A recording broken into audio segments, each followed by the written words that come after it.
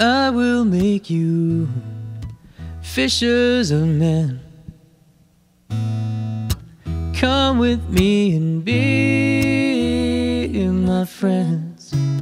Listen to my truth, hear my word, take it to the ends of the earth.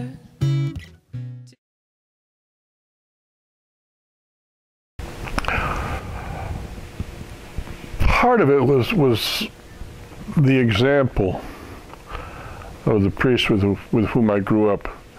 I went to a very small Catholic high school, and it was a parish high school.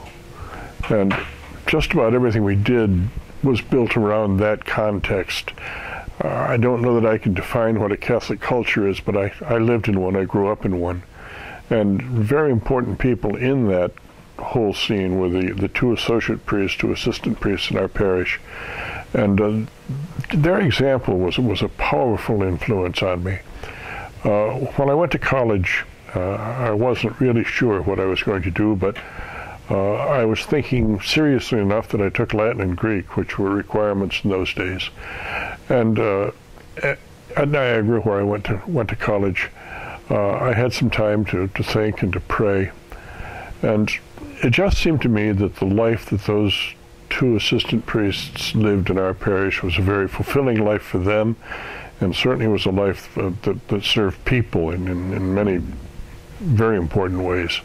And the spiritual element was a very significant factor as well. They were holy people, and their association with church, their participation in the sacraments, obviously was building them into the good people that they were.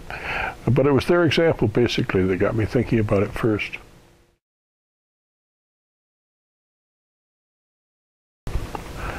I think priests are for people, and the things that are most satisfying, for me at least, are the things that I can do with people, the things I can do for people. Many material things, but even more importantly, the spiritual things. So what I find most satisfying in priesthood is the relationships that it builds with people, the way that I become involved in people's lives, and in some instances it's almost from birth until death. But just the association with people, with their problems, their struggles, their anxieties, also their joys and their celebrations. For me, that's where I get a big boot of satisfaction. Some of you guys are going to say that celibacy is a problem, and it is a challenge. There's no question about that. I don't say it's a bad thing, but I say it's a difficult thing. It's part of the price that one pays for being participant in the priesthood of Jesus Christ.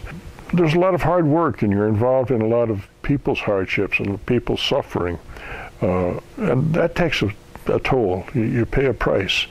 But the relationships that I already indicated that I find so fulfilling have their strengths and their weaknesses.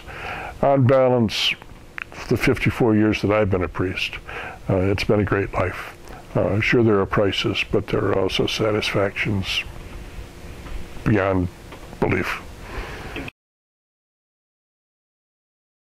It's not a strange thing that you're considering it. I dare say that every Catholic teenager who is close to the church at all, at one time or another, at least entertains that thought. I wonder if I'm one of the ones being called. Certainly, you need to develop a prayer life. You need to listen to the Lord and hear his call. Not that he's going to knock you off a donkey like he did with St. Paul, but if you give the Lord time to speak, you will hear the message. So prayer, I think, is very important. Keep close to the sacraments, confession and Eucharist, very significant. So prayer, sacramental participation, dialogue with someone you admire, at least one priest whom you admire. That's where I'd begin.